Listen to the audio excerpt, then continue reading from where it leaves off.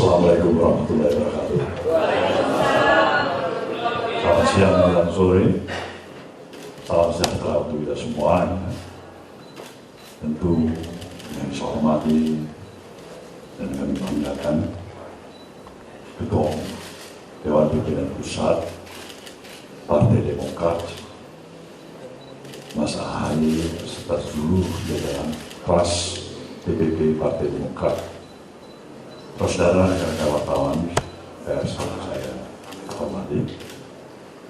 Mas Ahaye juga membuka pertemuan pada siang dan sore ini pada saudara semuanya, dan itulah seyogianya semua hasil diskusi pembicaraan yang ada pada kunjungan persahabatan, kunjungan balasan ke kantor DPP Demokrat yang akan dilakukan pada hari ini. Tidak ada perbedaan apapun dari satu diskusi yang cukup intens tadi. Mempunyai kesepakatan, kesepahaman, pandangan yang sama.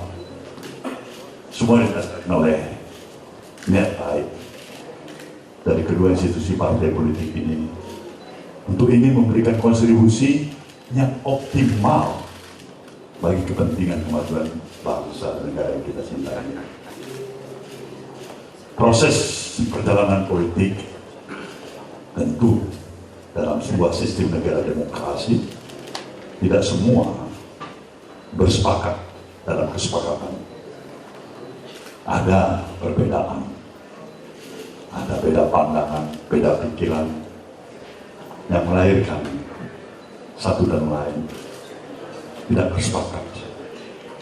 Tapi kami mempunyai optimisme dan keyakinan penuh. Semuanya didasari oleh niat baik. Semua pihak pada dasarnya kita menyayangi negeri ini.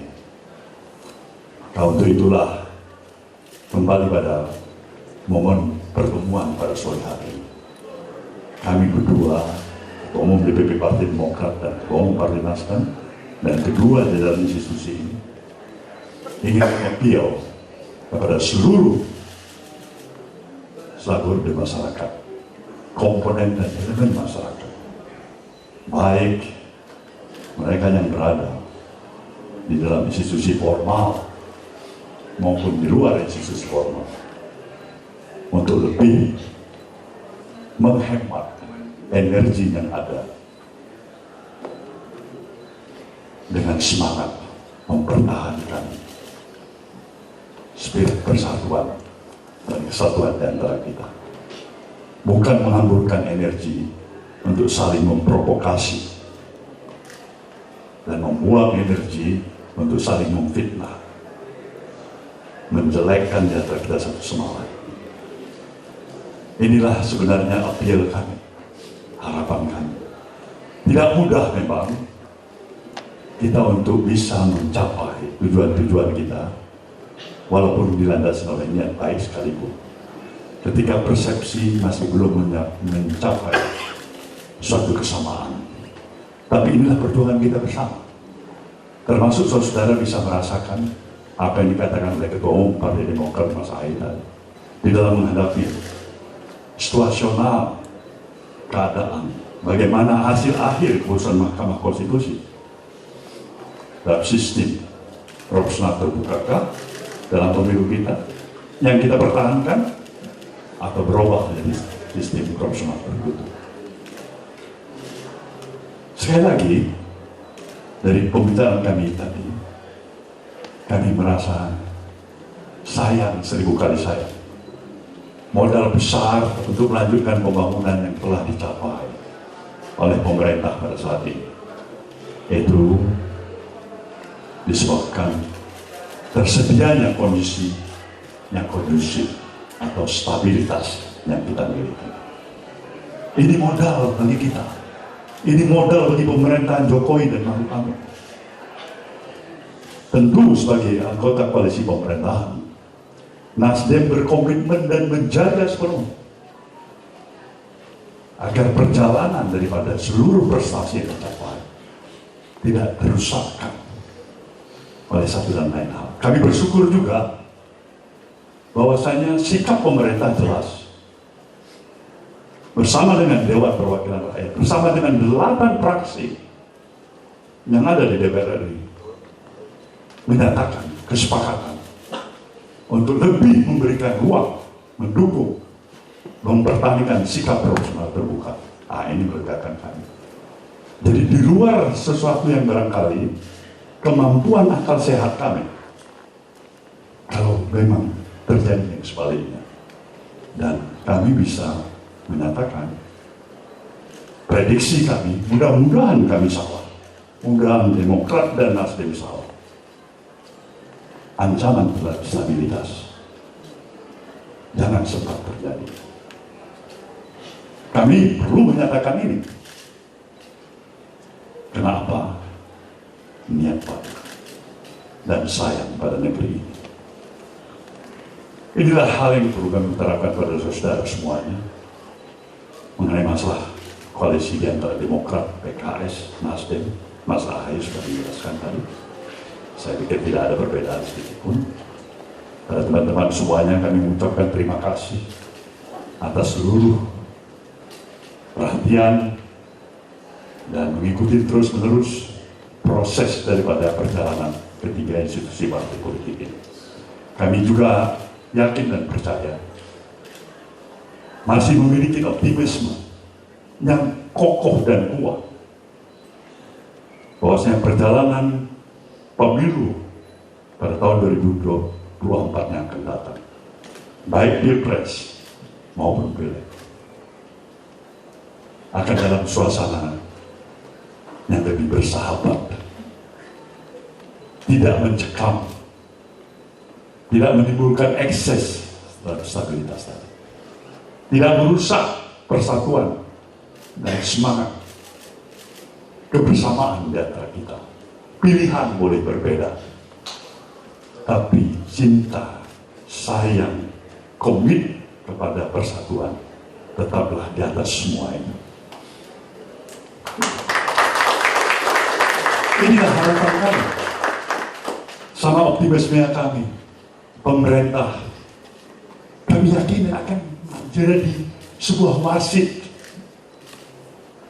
yang akan memerankan fungsi peran pemerintahan untuk menjaga jalannya pemilu yang jujur dan berkeadilan. Insya Allah kita tidak memberikan tempat pada siapapun yang mencoba untuk merusak suasana kebatinan, semangat persatuan, memberikan timbulnya reaksionis, pikiran-pikiran radikalisme yang merusak persatuan dari kita, yang mengorbankan persatuan demi kepentingan kelompok semata-mata.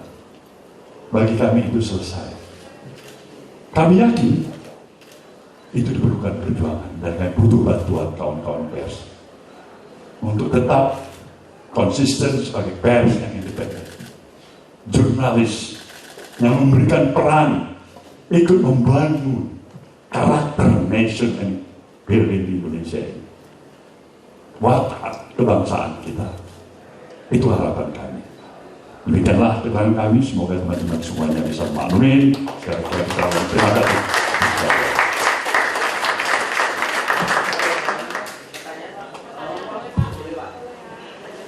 Boleh. Kalau saya berat-berat. Pak. Gue singkat ada 3 pertanyaan, boleh? Ya, izin Bang Ahaye dan Pak Surya Paloh datang dari Kompas.com. Pak Surya ingin mengajukan pertanyaan. Jadi beberapa waktu belakangan ini kan Pak Surya kemarin bermain ke Golkar, hari ini juga ke Demokrat. Yang selalu dibahas adalah soal kekuatan bagaimana membentuk soliditas untuk menolak sistem proporsional tertutup. Kita juga tahu Pak Surya punya hubungan personal yang sangat baik dengan Pak Jokowi. Di pertemuan terakhir kemarin dengan Pak Jokowi, apakah Pak Jokowi juga sempat membahas substansi soal proporsional terbuka dan tertutup ini, dan apa yang dibahas di situ? Terima kasih Pak. Baik, langsung saja. Mengingat sudah lama sebelum entry kepada pertemuan dengan Presiden Jokowi, saya tidak menyanyiakan waktu atas kesempatan yang ada. walaupun waktu 1 jam 20 menit itu terasa akan singkat. Jadi saya tidak singgung mengenai masalah profesional terbuka dan tertutup ini karena saya tahu sikap pemerintah sudah jelas memberikan apresiasi dukungan supaya terbuka. Saya mensyukuri ini. Kalau tertutup baru barangkali saya tanya kenapa tertutup. Atau mereka lebih terbuka. Sayang ya. Baik, terima kasih. Dua.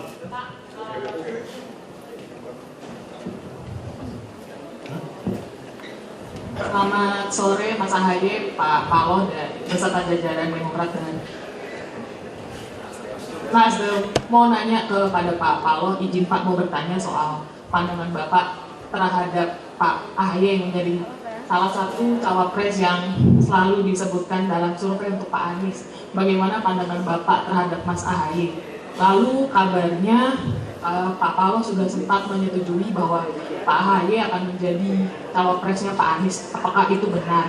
Dan terakhir, setelah kunjungan ini, apakah Nasdem juga akan berkunjung kepada PKS untuk memperkuat koalisi perubahan? Terima kasih banyak. Dari media apa?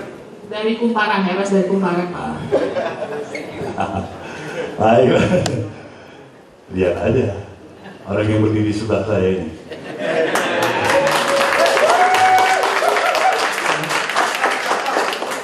Potongan, ganteng semuanya, pikiran. Ini masalah bagaimanapun juga adalah keputusan akhir ada di tangan capres. Dari awal saya katakan mengenai masalah pasangan cawapres dari sejak awal deklarasi serahkan kepada capres. Ya, ini bagaimana? Kalau ditanya pada pendapat saya cocok. Jangankan Mas Ahaye, lain juga cocok. Jadi itulah biasanya.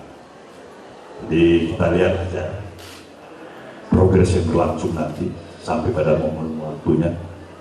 Tapi dari apa yang saya pahami bagi seorang Ahaye, cawapres boleh, nggak cawapres juga tidak boleh. Itu dalam pemahaman saya. Dan mudah-mudahan saya yakin saya tidak salah. Tapi kalau ditanya pantas, sekali lagi saya katakan lebih dari pantas. Yang kedua tadi PKS, kita cari waktu yang cocok nanti kawan-kawan PKS. Jangankan sekarang kita berkoalisi, jauh hari sebelum koalisi saya pergi sudah ke PKS yang terkenal dengan rangkulan persahabatan, rangkulan kebangsaan. Ya, dan kemudian apa lagi tadi? Selesai? Itu. Assalamualaikum Pak Surya. Ya. Halo Pak Surya. Ya, silakan.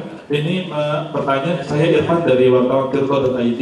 Izin bertanya mengenai hasil survei harian Kompas terakhir kemarin mengungkapkan bahwasanya suara Nasdem atau elektabilitas Nasdem tertinggi setelah mendeklarasikan Pak Anies. Lalu dari kedua koalisi perubahan yaitu Demokrat dan PKS mengalami penurunan elektabilitas. Apakah nanti Pak Anies Baswedan akan ikut bersafari dengan Demokrat dan PKS dalam periode berikutnya, atau ada strategi-strategi lainnya agar agar ada siasat supaya dua partai yang lain bisa ikut menanjak suaranya seperti Nasdem? Terima kasih. Pak, izin Pak, mau menambahkan sedikit yang soal hasil survei Litbang Kompas terkait elektabilitas ini Pak. Jadi kan di satu sisi elektabilitas Nasdem naik yang dipengaruhi kuat oleh setelah deklarasi Pak Anies Baswedan, namun di sisi lain tingkat elektabilitas Pak Anies Baswedan justru masih fluktuatif. Terakhir malah ada penurunan gitu Pak. Nah, untuk mengantisipasi berlanjutnya tren penurunan ini, apakah akan jadi salah satu pertimbangan untuk mempercepat deklarasi koalisi perubahan? Terima kasih. Baiklah saudara, kita akan bersama memahami lembaga survei memberikan indikator.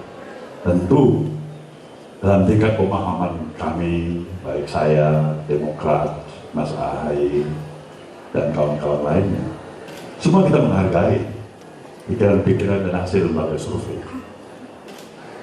Bagi Nasdem dia sudah terbiasa untuk surveinya memang rendah kan. Ini ada naik sedikit baru napas sedikit aja. Jangan-jangan turun lagi. Nah, itu tidak kita harapkan. Mudah-mudahan dia bisa naik.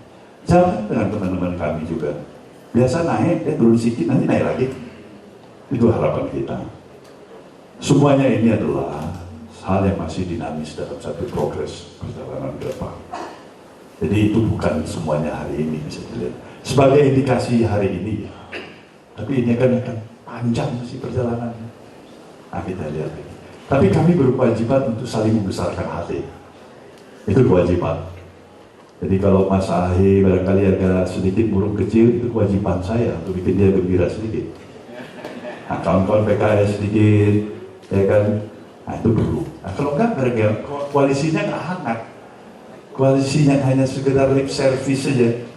Karena kebutuhan sesaat ini sama-sama, habis itu kita tidak saling mengenal satu sama lain. Ya, mudah-mudahan jangan terjadi di antara Demokrat, PKS maupun Nasdem. Itu modal komitmen kami. Ini harapan kami ke depan. Jadi kepada teman-teman semuanya yang bisa kami beritahukan, semuanya kami punya spirit yang sama, saling membesarkan hati, dan insya Allah progres yang jauh lebih positif bisa kami lihat ke depan. Kami berkepentingan bahwasanya semua upaya yang sedang berlangsung ini bisa tetap termanage dengan baik.